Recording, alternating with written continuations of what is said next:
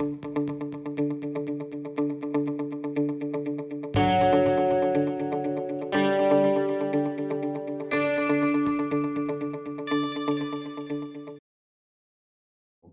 will just make a wee start.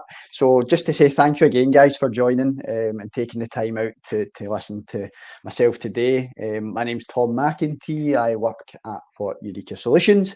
We are a Sage partner. We have been for a long time, based in East Kilbride. So East Kilbride, just outside of Glasgow, for those who are not based up here. Please don't worry about the geography and things. We've got plenty of customers who are down south. So we've got quite a large footprint across the UK, but I'll get into that in a wee second. Just to give you a wee bit of my background before we get into the agenda and things. I used to work on our Sage support team at Eureka Solutions. So looking after Sage 200 customers in terms of day-to-day queries, anything that's going wrong with the system, that would come through our Sage support team.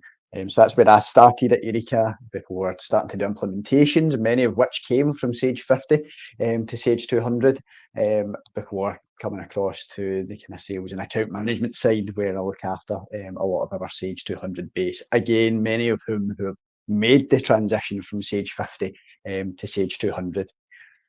So just to cover a wee bit of the agenda before we get going, what we'll do is, don't worry, we'll not be on a slideshow for too long. We'll start to get pour into Sage 200 and compare that to Sage 50. But why are we really here today? It is really to give, I presume a lot of the people on the call today or on the webinar today are using Sage 50 and maybe looking at that next step. Sage 50, a great product as it is, does have some limitations when you are starting to grow and want to do a wee bit more with Sage, your accounting system, or maybe it's just you've got lots and lots more transactions going through, and it's trying to inform you and let you know of that next step, which for many people is going to Sage 200, which is the kind of big brother, big sister of Sage 50. So that's really why we're here today. We'll look at some of the main differences between the two products. Both Sage products, both have a similar look and feel, and we'll have a look at Sage 200. So there may be some on the call that have maybe seen Sage 200 or maybe used Sage 200, but it's really just an introduction into some of the key differences between the two products and that kind of next step, as it were, from Sage 50, if you're maybe looking at that in the near future or in the next or in the coming months or coming years, just so you've got an idea of what the differences are. All right. So as I say, I'm an account manager here at Eureka. I work with, we have been a Sage partner for a long time. So I'll read just a wee bit about Eureka Solutions and why it's not Sage that's doing this webinar. So Sage 200, a little bit different from Sage 50 in a sense that it goes through business partners rather than Sage directly. So we've been a partner since 2004. We've worked for Sage products for a long time before that as well, including Sage 50, founded in '96, as you can see there. And we have been a business partner and developer ever since. So a business partner in terms of help and support customers who are using Sage products. Now you're all using kind of Sage 200, and also a developer for enhancing the system, which we'll come on to probably a wee bit later on. As you can see there, we've got a catalogue of add-ons and things like Besyncly. So we are very much a partner and a developer, just to take Sage 200 to that kind of next level, or just add some functionality that's maybe not there out the box. We've done over 140 Sage 200 implementations. I would say the majority of which the customers have came from Sage 50. That is that kind of natural progression, staying with a Sage product, but getting a bit more from it in terms of the functionality and also the processing power that comes with Sage 200. We're based up in East Kilbride, as you can hear from my accent. We are based up in Glasgow. As I said right at the beginning, and that shouldn't really make a difference in terms of implementation, in terms of the support. We've got customers up and down the country. And a big thing there at the bottom is our support team. We've always prided ourselves on customer service and technical expertise. It's at the cornerstone of Eureka in the business. So our support team, 9.7 out of 10. Every time they close a support call for any issue that you've got with Sage 200, that gets logged in a customer satisfaction Survey called Customer Sure, and it's 9.7 out of 10. So very good score there.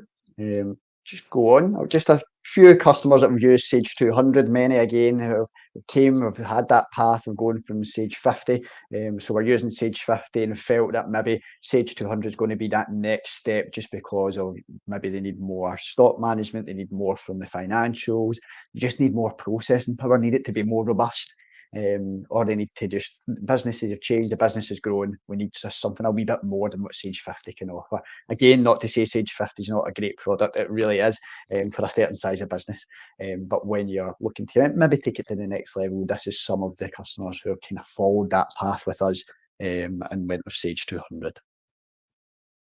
Again, just a wee bit more about our reviews, but I'll not harp on too much about it. Again, every time we close a support ticket, which I believe a lot of you will be going through Sage directly at the moment. Again, Sage 200 a wee bit different in the terms that we would do the first line support, we would do the implementation, and we would very much be a partner for Sage 200. So we would be with you the whole duration of the way, and myself and my colleagues from the account management team would be there just to handhold you through the whole process and throughout the whole relationship with Eureka Solutions and Sage 200.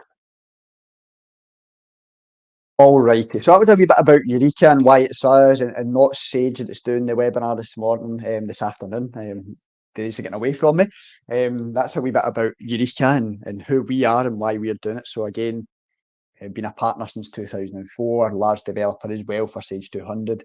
But now we'll start to maybe look at actually more about Sage 50 and Sage 200 as a comparison. So that's really what we're here for today, is to compare the two and just show you maybe some areas where Sage 200 can maybe take things to the next level. So I've put a wee table onto the screen there. Again, I'll not go through it all in too much detail. We'll go through some of the bits when we actually get into the demonstration of Sage 200, which we'll look at later on. But you can see there on the left-hand side, you see what Sage 50, and again, this is from Sage directly. It's for kind of smaller businesses, single site, need to manage finances, people, suppliers, customers, and for the most part, very, very good at doing that. Very, very good at doing that. But Sage 200 maybe takes it to that next level when you're looking at multiple sites, growing businesses, need a bit more flexibility, need to customize the solution a wee bit more for your needs. It's just taking it to that next level, and you'll see that when we come into the demonstration. There's just a wee bit more involved with Sage 200, that can really just take the business to that next level. So if you are growing, Sage can grow with you. Employees between 1 and 50, with Sage 200 between 10 and 200. Interestingly enough, you'll see it's called Sage 50 and Sage 200, and that's really where the naming convention came from. Sage 50 was designed for a business up to 50 employees or 50 staff, and Sage 200's up to 200. Now, that is very, very, very broadly speaking. We've got Sage 200 customers who have maybe got 15 employees, and we've got Sage 200 customers who have got 1,000 employees. It really just how it's going to fit your business. And the good thing about it is it's very, very adaptable, as we'll come on to look at. As I said, before we even go any further, apologies to say, any questions at all? Should have probably said this right at the beginning. Any questions, just pop them in the chat and we will come to them at the end, and we'll come and answer them as best as we can. If there's something I can't answer right here on the spot, rest assured I will find the answer for you, and hopefully I'll be able to answer every question you've got come the end of the session today. A wee bit there about business process complexity and business process flexibility. Again, just highlighting how it is more flexible and it is more customizable and it can get that wee bit more complex. Again, not Sage 50, great product, but when it gets to growing and adding certain things on and doing certain things within Sage 200, which we'll look at examples of as we go through, Sage 200 is going to be that next level product that maybe will just take you to your growth aspirations. If you are growing, it can have multi-warehouse, etc. But we'll get on to all the differences when we come to look at the product, probably in about 5 minutes time. Alrighty, so why would we even look at going to Sage 200 Professional? So it's scalable. We've said they are scalable solution. So the biggest thing, and I'll touch on this when we come to look at the demonstration shortly, is with Sage 50, it's really only designed, it's on a flat file database, not to get too technical, but it's built on what's called a flat file database. Not designed for a huge number of transactions to go through. And what you start to see is, and I hope this hasn't happened to anyone on the call today, but what you may start to see is when you start to put more transactions through, more sales orders, more purchase orders, more invoices in and out, more customers, more suppliers, that the system may start to slow down. And it's just because Sage 50 was never designed from a database point of view to handle a really large amount of transactions.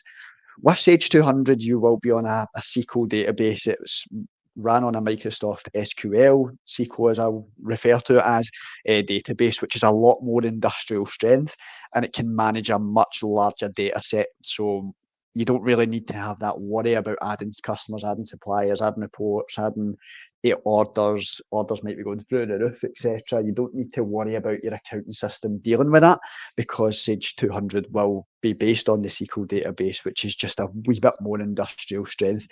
It also means you shouldn't lead to any kind of data corruption.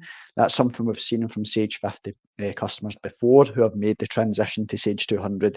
It's probably one of the main reasons actually that people move to 200 from 50 is because of basically the scalability in terms of the data set itself. Before you even start to look at the functionality that 200 brings, it really is just that we can store more within the system. A really big point in terms of data corruption and minimising the risk. You're basically riskless of data corruption with the SQL database. You can run as much through that as you need without seeing any kind of issues with performance. Now, we would provide all the IT system requirements at the beginning of any implementation or anything. We would provide them and work with your IT to make sure that the server is set up in a good enough way that it can handle Sage 200. It doesn't need the meatiest server in the world, but just does need to have that Microsoft SQL installed, because that's going to be at the forefront of the database and making sure that the system runs to its optimum. Other things we've got there is multi-company database, so can run with that separate companies and can do consolidation within that. Also multi-location in terms of managing your stock, but we'll come on to that probably in a wee bit more detail. Accounting periods, more flexible. We can open and close accounting periods, which we'll have a wee look at.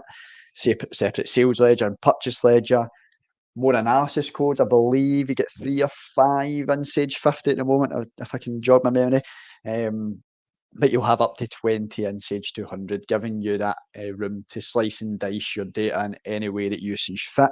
We'll come on to look at that with customers and stock items and things, just allowing us to slice and dice the information that we can see on reports, on our lists, and really make the data your own. Adding in fields that are maybe not in Sage 200 out the box, but you can start to make Sage 200 feel more like your own and be really akin to your business needs. A lot more reporting, but similar in a way to Sage 50. So again, keeping that similarity in terms of the look and feel, but just offering you a wee bit more. When we come to look at the look and feel, you will see some similarities between Sage 50 and Sage 200, which means the transition from 50 to 200 shouldn't be as big.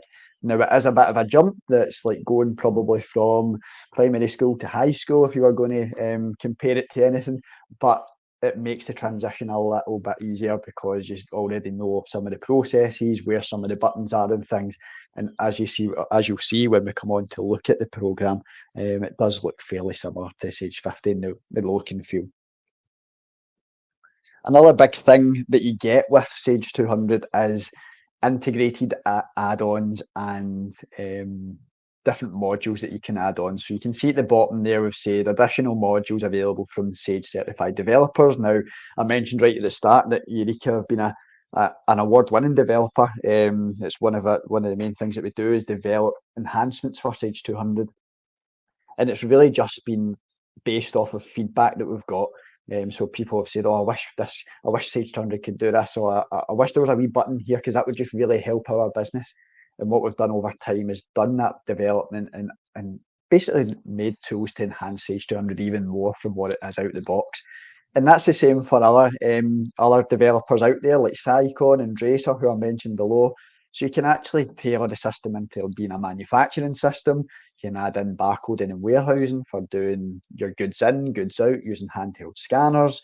There's projects modules, there's document management modules, there's recognition modules.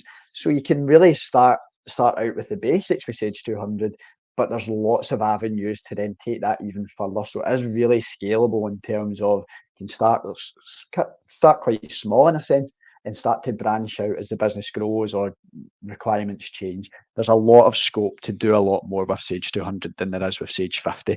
Again, probably comes back to that SQL database that it just allows for more transactions and more complexity to be added to the system. And we can look at that as we go on today.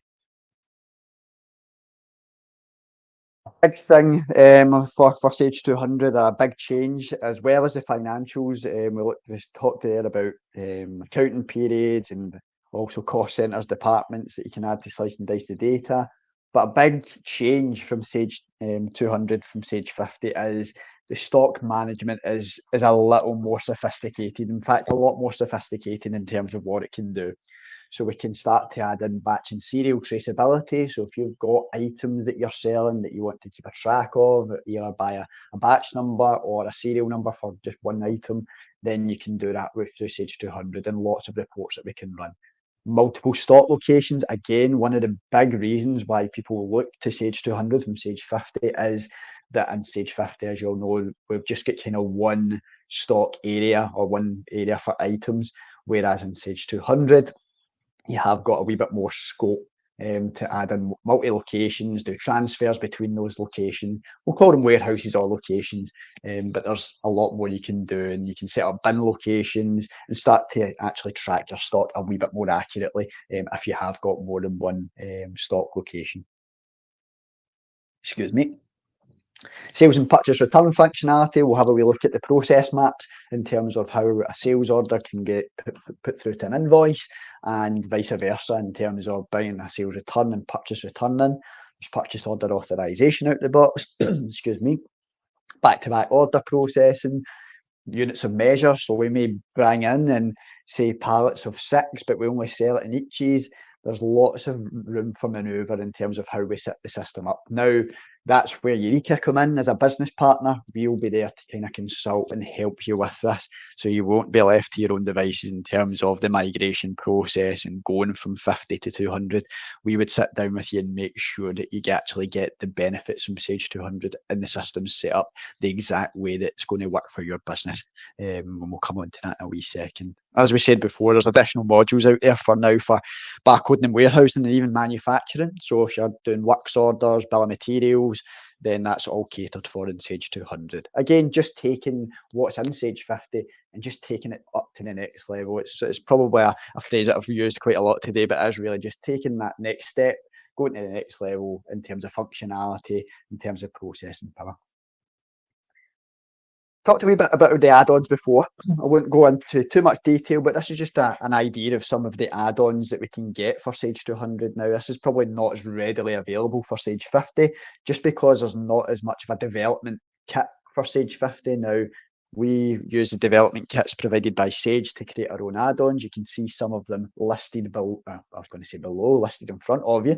The likes of Sales Order Plus for order entry, Purchase Order Plus, Warranty Services Repairs. We've got Fixed Assets, Data Exchange. There's lots and lots of add-ons that Eureka as a business partner have created over time. It's not to say that you would need all of these add-ons, but it's just because it is there. You've got this additional functionality if you did need it. It's just having that peace of mind that if things did change, it's more likely than not we'll be able to make the system go with you as well.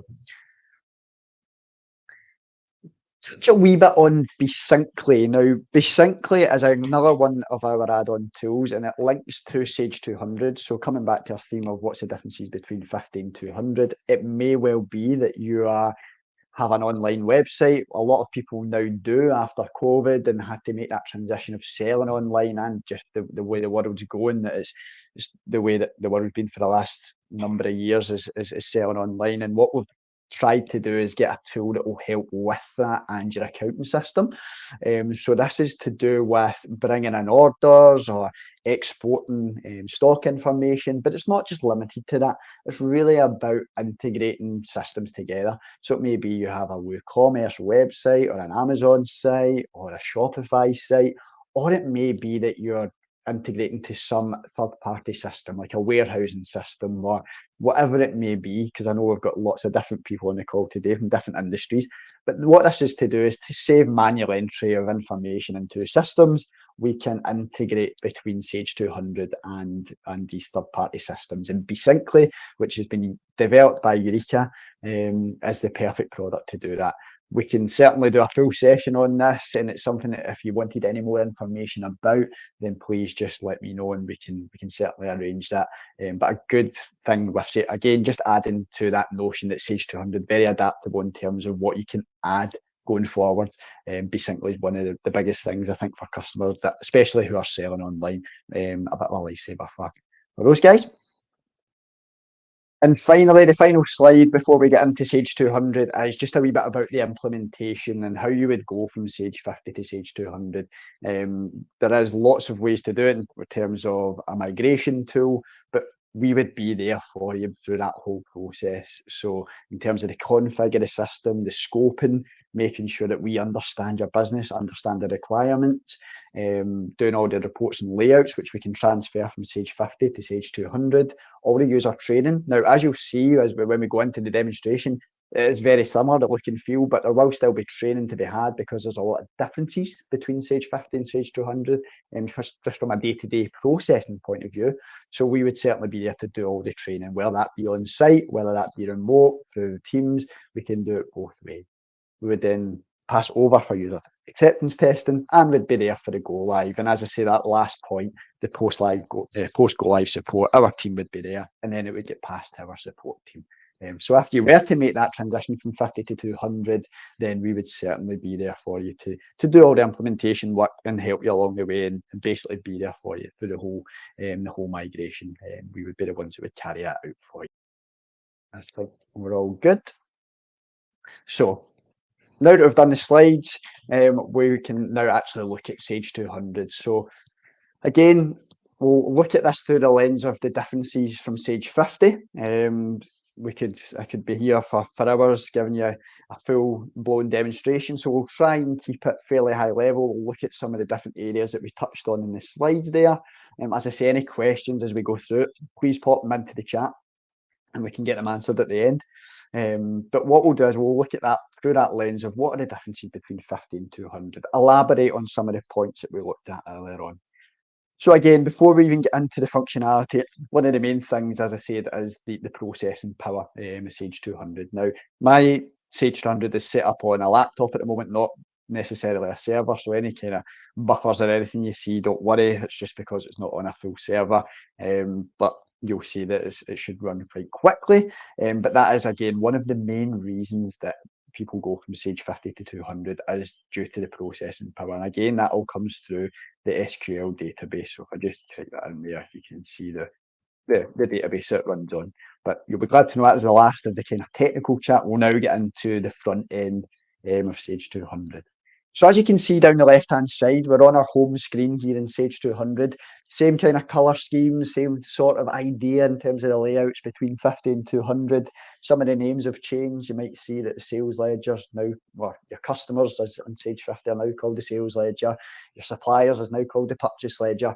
But the look and feel is much the same. Now, what you can see down the left-hand side is all of Sage 200 has really got to offer without any add-ons or anything. Out the box, this is everything that you can have enabled. Now, not everyone in your organisation has to see everything. It might be that you don't even need project accounting, you don't even need bill of materials, so that's not something that you need to go with your subscription.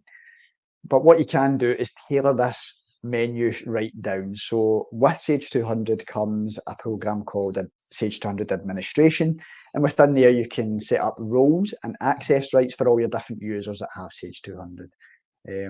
Probably important to point out there's no usernames or passwords or anything for Sage 200. It's all linked to your Windows account. So when you log into Windows in the morning, ready to go, you can log into Sage 200. It's all linked, and again, we will discuss with your IT and yourselves just about getting that all set up. Working from home is probably quite a question that might come up. Obviously, it's something that's massive over the last few years, especially with the pandemic, and hopefully we're getting to the end of that or seeing the worst of that now. But a lot of people now working remotely, there's lots of ways that we can make Sage 200 work remotely. It's something that we've got documentation on. Obviously, a lot of our customers were in that predicament where how do we access Sage 200 from home? We can set up remote desktops. We can set up loads of different ways that we can access the data from the comfort of our own home via different connection means.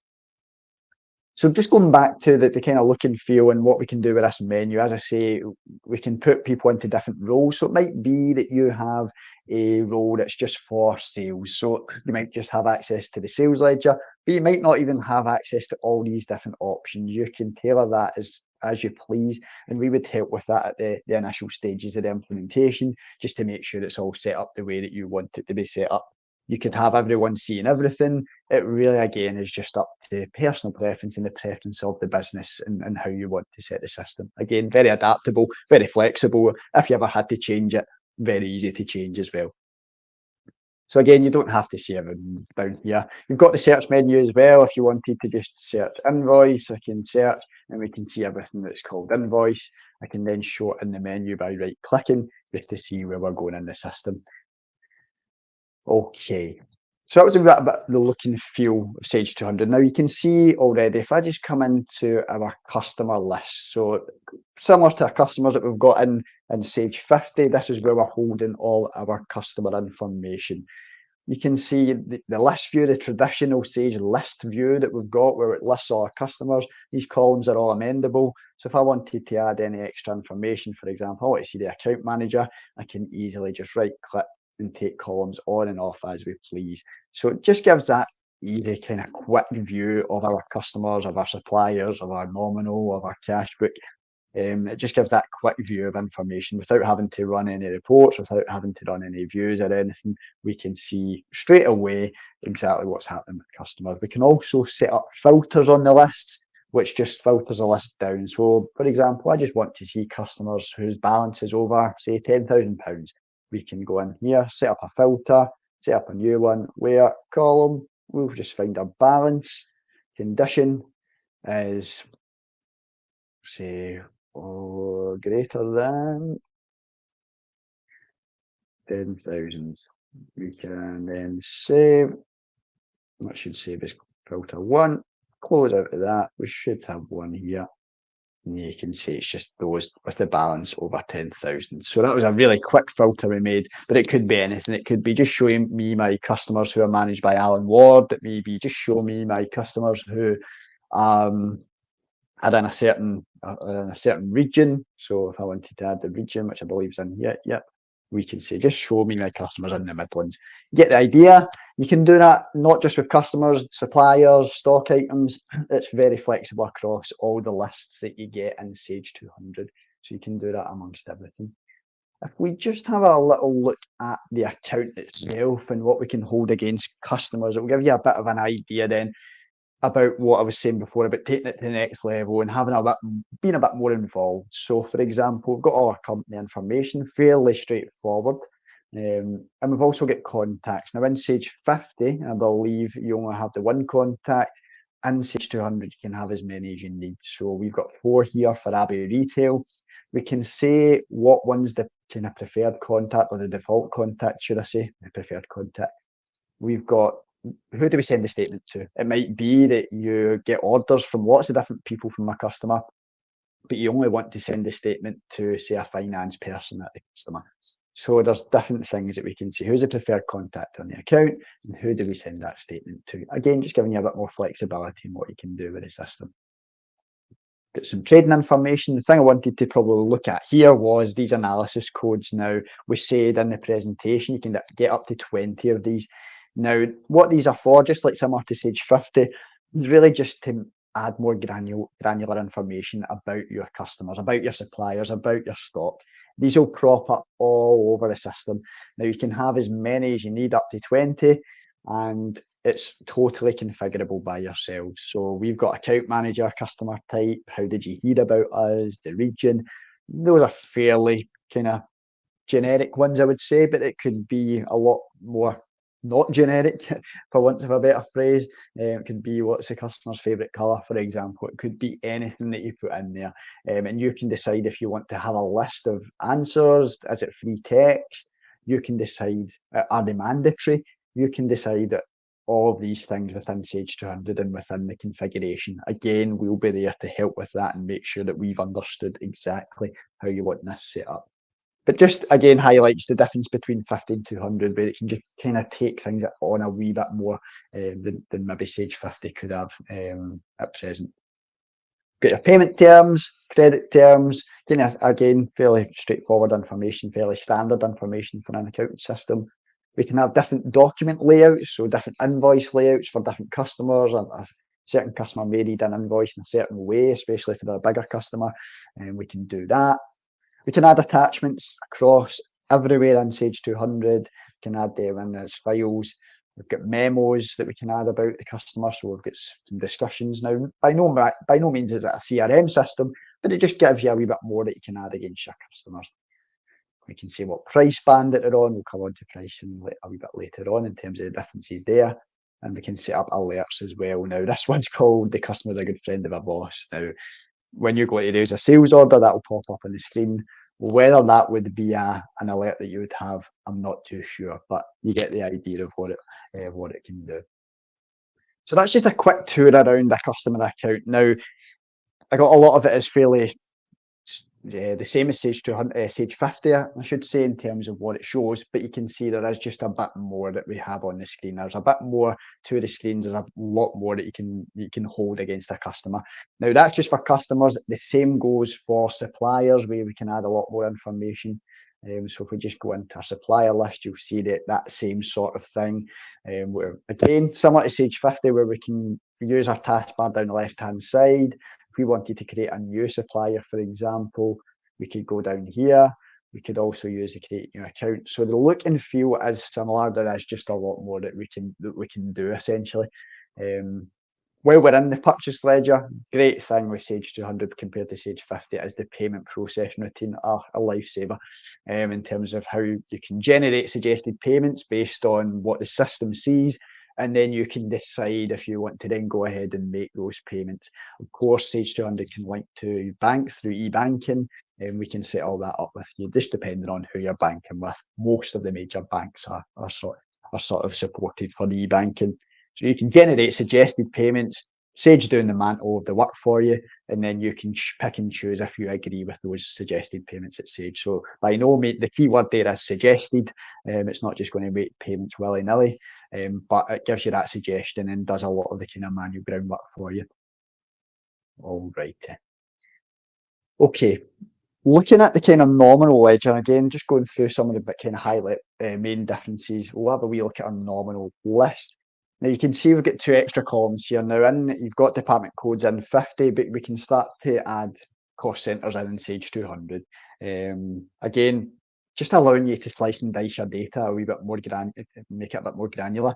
So if you did want to say just run a P&L by your cost centre, so the cost centre may be a region, maybe an office, maybe it doesn't need to be, but that's a lot of the time what it is. You can run it by department, you can run your P&L, your balance sheet by cost centre. Again, just giving you more scope to get some more granular reporting out the system. That's probably the main change within your Sage 50, Sage 100 structure, your chart of accounts. When you're moving from 50 to 200, we can certainly go with the chart of accounts you've got in Sage 50. It's no problem at all. But it just means that you can start to maybe add cost centres, add departments, and you just get a wee bit more for your reporting purposes more than anything else. Something we touched on during the slides was accounting periods. So more period-based accounting in Sage 200, a bit more structured. Where you can open and close periods. You can leave them all open if you wanted to, but you could also go through a month-end routine and a year-end routine where you are opening and where you're closing your sales, you're closing your purchases, closing off the cash book, closing off your stock, and closing off any adjustments you've made before going into the next month. Again, open and close accounting is something that's a big change from Sage 50, where it was kind of blank canvas. Whereas Sage 200 can make it more robust in terms of making sure your month's closed before you then start posting into the next month. All right. Okay. So hope we're all doing okay. I know it's something I keep looking at the clock. I'm going to kind of go on tangent. So I think we're doing okay so far. As I say, any questions that you've got, I will pick them up at the end. So please just fire away into the chat, and we can get them answered at the end. Looking now at our commercials and looking at that stock control that we'd said before. Now, I dedicated a slide to it because it is one of probably the key reasons why people move away from Sage 50 to Sage 200. Again, as we talk about this, it's not to say that Sage 50 is a bad product or not, that you shouldn't be using it, not at all. It's just to say how we can now branch out and go to that next level, as I kind of keep referring to. One of the main reasons, as I say, is the stock control and your stock management. A lot more that you can do with Sage 200. Very good for businesses who are kind of buying and selling stock. So you're bringing into a warehouse, selling it on. Perfect for that type of business. Again, we can take that even further and go into like manufacturing and really take things on and start to create works orders. Again, just highlighting how we can go from one and just keep adding on and get to that full manufacturing stage. So if we just look at a stock item, so I think we'll have our demo data today is kitchens. So we are a kitchen company. That is why we're seeing paints and cookers and all that sort of thing. Don't know if we've got anyone in the room today who that's akin to that. I've had a look at some. I don't think out the box I could see any, but we'll be looking at some paint for this afternoon. So let's just go into our paint, our beige paint. Very exciting stock item for today's webinar. And we can have a wee look at a stock item in Sage 200. So one of our items that we can sell. Now, as you can see, just even with the tabs that you've got, there's a lot more involved with Sage 200. So the first thing is we've got a product group. So every single item in Sage 200 must belong to a product group. Again, we will help with this, getting it all set up and doing the migration. So please don't worry. But every item will belong to a product group. What is a product group? Essentially, just a predefined set of characteristics that every product in the group shares. So, for example, stock item, is it a stock item? Is it a service and labour item? So it might be someone going out to install the kitchens. But in this case, it's a stock item, something we sell. We also govern whether we can use batch and serial numbers, which we'll come on to. We say, what's the costing method? Is it first in, first out? Is it standard? Is it average buying price? So that's the sort of things that we can define at the product group level. We can also say about the stocking units. So we said before that one of the big changes from 50 to 200 is that you can start to have multiple units of measure. So we've got a 4 litre tin here, but you can see we've got lots set up for the various different things that we sell. So we've got 4 litre tin, we've got an each, I believe, that we'll have further down the bottom. So we could sell it in eaches, we could sell it in a tin, we could sell it in packs of 4. So there's lots of different things that we can do with the units of measure as well. If we just hover over the manufacturing again, looking at these analysis codes now, we've got the same number up to 20, but you'll see they're totally different from what we had when we looked at the customer account. So we've got stock type, package number, area, again, fairly generic. You can see at the bottom we've got analysis code 5, just highlighting that you could make that whatever you want it to be. So it might be there's something for your business in particular that you really need to track for every single item. A number, for example, something that is really unique to that industry that has to be stored. You can make sure there's an analysis code for that. You can then run reports and add these to your reports as you go on, which is really, really good. We've got a bit more about commodity codes. Again, this is becoming a bit more, over the last few years, become a bit more important. The likes of Brexit and things, the country of origin, the weights. So that's all be kind of catered to from the latest releases of Sage 200. So it can all be filled in from within there. Batch and serial numbers, again, to come back to it, one of the key things within the stock module that a lot of people really like and really felt the need to move to Sage 200 for. There's a lot of people that maybe use spreadsheets while they use Sage 50 to handle batches. So you might get, for example, food, or it could be anything really. We'll talk to customers who sell boots. We've got a customer who sells boots, and they sell in batches. If they need to recall for any reason, hopefully you would never need to do that, but if you had to recall because there's something wrong with the soles, or there's something from a safety point of view that means that the supplier's recalled, so you need to recall, you can track exactly what batch number was sold on a certain order. And it's really, that's what its use cases for. Now you can use batch or serial numbers. So if you were selling kind of larger ticket items, for example, say a fridge or an industrial unit, you could put a serial number on that, again tracking all the history, all about traceability, and being able to track where you've sold and when it came in, and really tracking exactly where that batch or where that certain item's gone. You can see there's sell by dates and use by dates. So if you were selling perishable goods, it means that you can attach a sell by and a use by to those products, which is really important, especially for the likes of people who are in food or any kind of perishable. So pharmaceuticals are a good example of that as well, where everything has to be batch tracked and have dates on it as well. So very important. Again, one of the real key benefits over Sage 50, just in terms of taking the stock control level to the next step, is the being able to use batch and serial numbers. Really important for a lot of our customers. Okay. Looking at suppliers, we can have more than one supplier per item, so it might be we're looking around to get the best deal. I certainly would be if I was running a business. So we can track in here what the lead time is for different suppliers, what the list price is for different suppliers, and what the last price we paid for certain suppliers. So we go in, click edit here, we can see the list price, the last buying price, last order quantity, and we can actually start to choose our suppliers. But we can then choose our preferred supplier, as it were.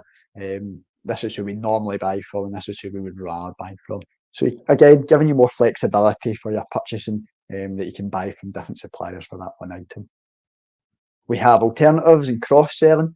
This was something that was actually one of our add-ons before that Sage have, for want of a better phrase, nicked and put into the software. No problem there. But these used to be our add-ons. But we've got that notion of alternatives. So if we go to sell, say, this beige paint, and we don't have it, but we do have the white paint. Maybe not the best example. If you wanted to paint your wall beige, you wouldn't want to paint it white, but you get the idea. We can suggest other items, which might be quite good, especially from a sales point of view.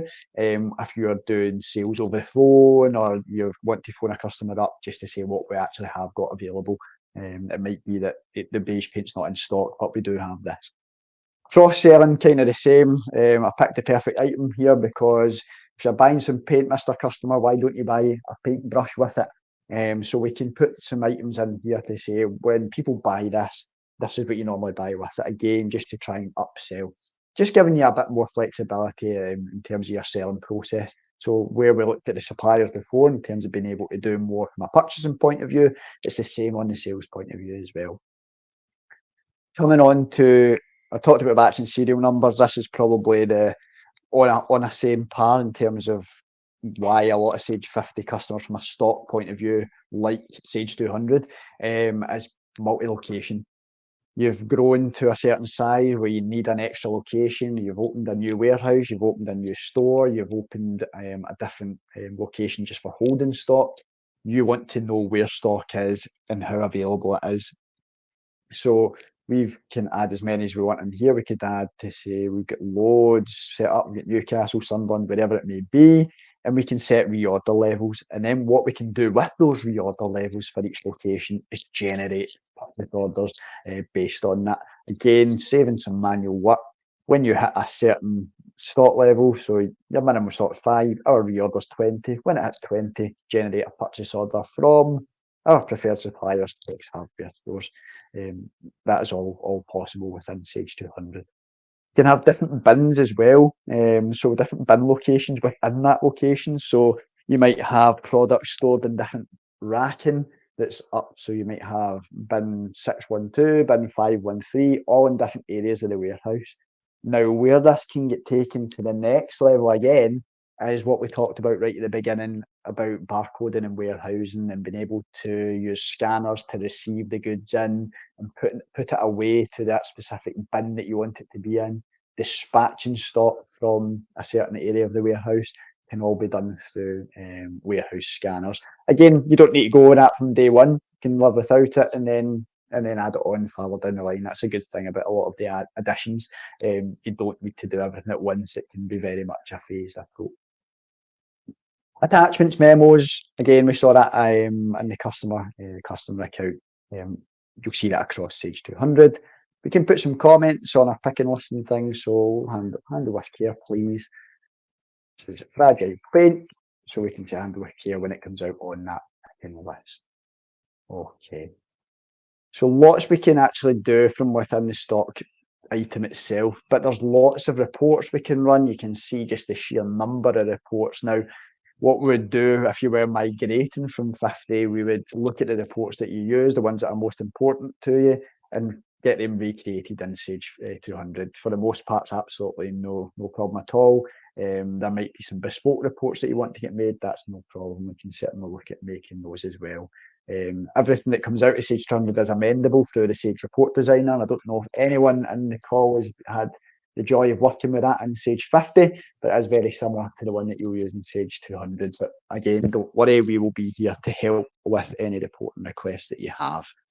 So there's lots and lots, and that's not just for stock. All across the system, there is lots and lots about the box reports and lots of ways to get information. So from this simple view button, we can view buying prices, we can view purchase orders, we can see where they are. I need to know when the next purchase order's coming in. We can quickly see any purchases and returns. We can see any sales orders that we've got for that. Are they live? Are they completed? What was the date? What's the order status? What was the value? When were they? We can also see the history of that item. So we've not got any current, have we got any archived? I'll just see if we've got any. But basically, that would show you any allocations, any orders, any dispatches of the product. And we can see the batch and serial details as well. So we've got one product, but it's on multiple different batches. So we can see where they're stored, what bin they're in, how many we've got, how many are allocated, how many are issued if they're being used internally.